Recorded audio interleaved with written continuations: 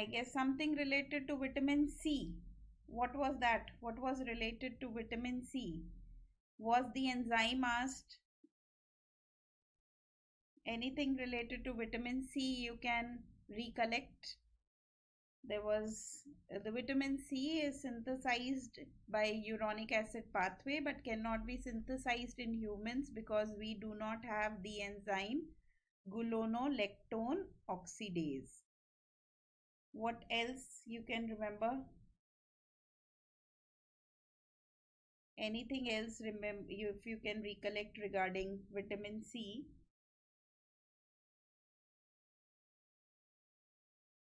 Then there was some question related to water soluble, another water soluble vitamin.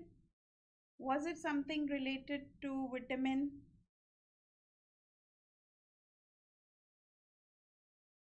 B? Any of the questions related to B complex? Anything related to vitamin B complex? If you may recollect. There was something, I guess, related to vitamin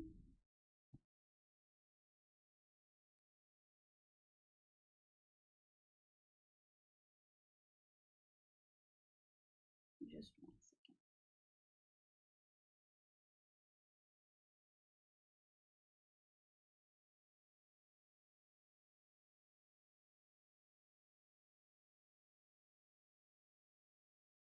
B3, niacin,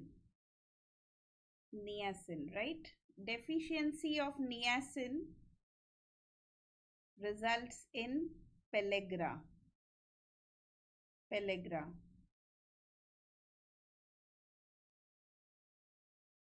And pellagra is characterized by 4 Ds. We have diarrhea, dementia, dermatitis, classical variety of dermatitis occurring only in neck region, Castle's necklace, dermatitis and death. There was some question also related to vitamin A, perhaps related to skin findings. Yes, vitamin A causes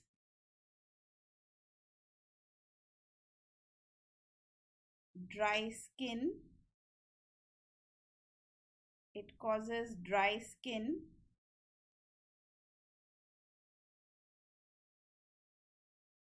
Anything related to vitamin D? Was there any question related to vitamin D? Most of us have confirmed that there was question on vitamin C, there was question on niacin, and there was a question on vitamin A. If there was any question related to vitamin D, let's see if we can discuss that also. Then there was HMG-CoA reductase, very important. HMG-CoA reductase. This enzyme is inhibited by a very famous drug, statin. So this is a common point under both pharmacology as well as biochemistry.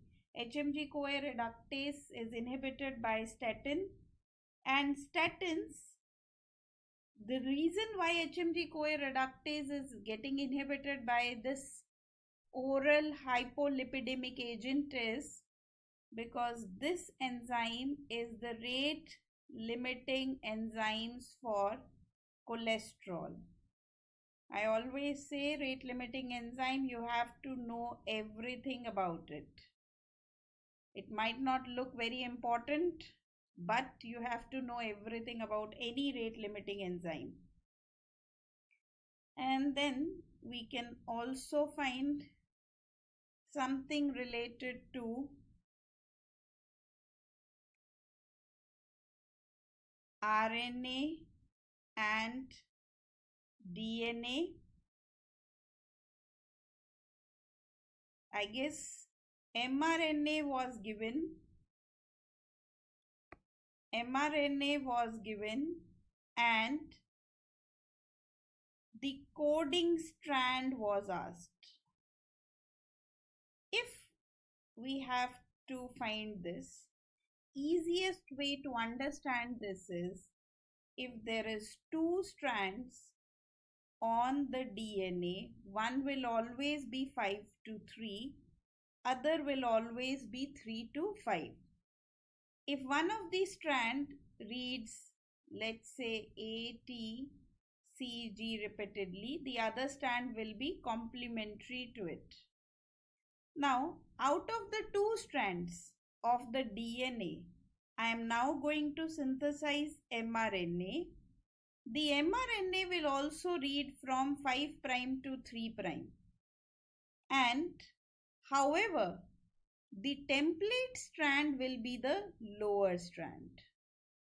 The template is the lower strand. So, because it is complementary base pairs, whether it is DNA polymerase, RNA polymerase, they only know how to add nucleotides in the basis of complementarity. So, on this basis, now my DNA template strand will synthesize the mRNA. When this is done, the mRNA will look exactly same as the coding strand. It will look exactly same as the coding strand. The only difference will be it looks exactly same as the coding strand. All you have to do is replace T with U. Replace T with U. Then there was some other questions related to urea cycle, right? And there was something related to urea cycle disorder. Probably in the history was given, and there was a history of altered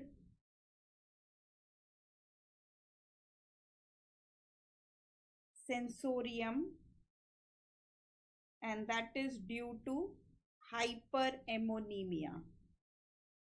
Hyperammonemia. If the options are simply the pathway that is affected, of course, that is urea cycle. If in the options the enzyme was asked, then the most common enzyme defect is CPS1, carbamoyl phosphate synthetase 1 enzyme.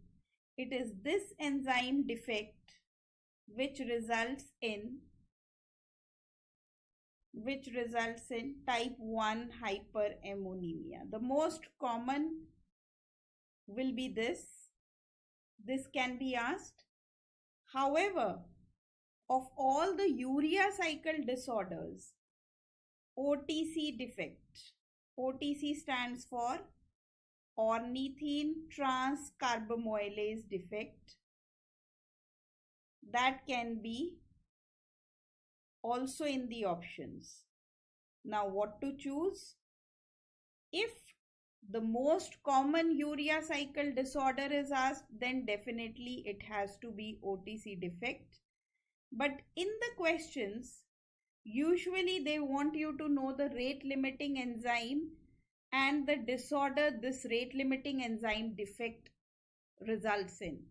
So, depending upon the options, if OTC is not mentioned, you can go for CPS1.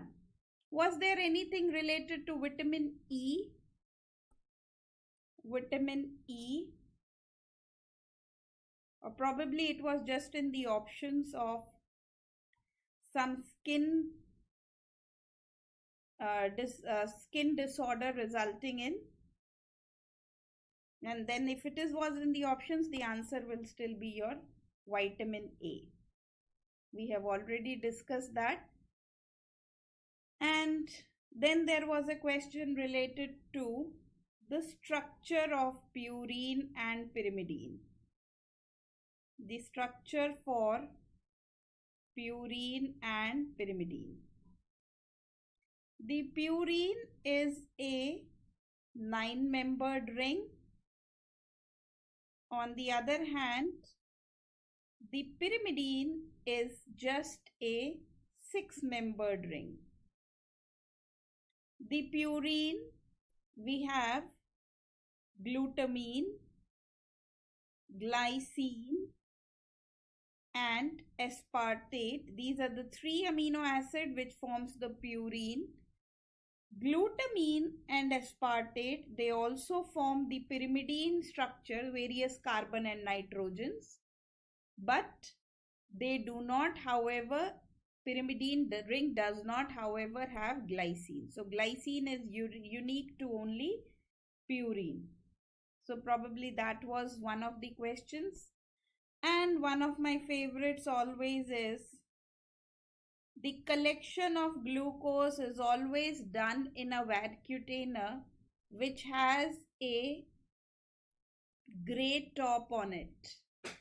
And this signifies that this vacutainer is having sodium fluoride as well as potassium oxalate.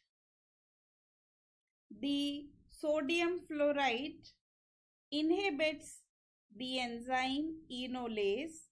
This is an enzyme of glycolysis. However, it's not a rate limiting enzyme, but it is inhibiting the glycolysis. And the potassium oxalate is an anticoagulant. There are many questions related to this. You are situated at a PHC. You do not have gray vacutainers reaching you. How will you take the sample for blood glucose estimation?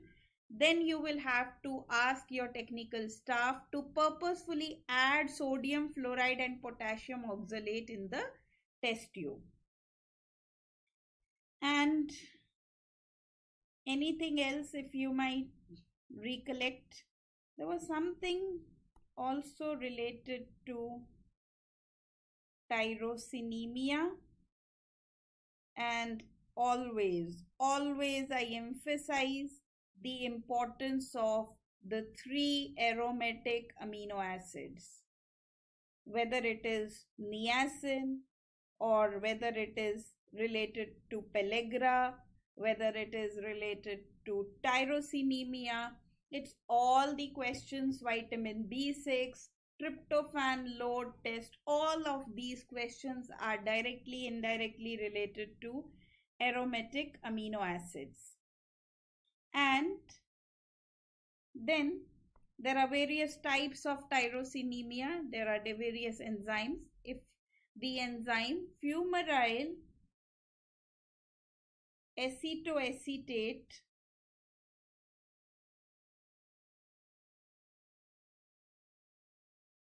hydrolase is defective, it results in tyrosinemia type 1. If the enzyme tyrosine transaminase is defective, it is tyrosinemia type 2. If the enzyme para-hydroxyphenyl pyruvate hydroxylase is defective, then it is tyrosinemia type 3. One of the tyrosine metabolic disorders, very famous one, and you all know it, is L-captonuria. L-captonuria is not resulting a type of tyrosinemia. It is an amino acid urea, inborn error of metabolism, which is due to homogenetasic acid oxidase defect.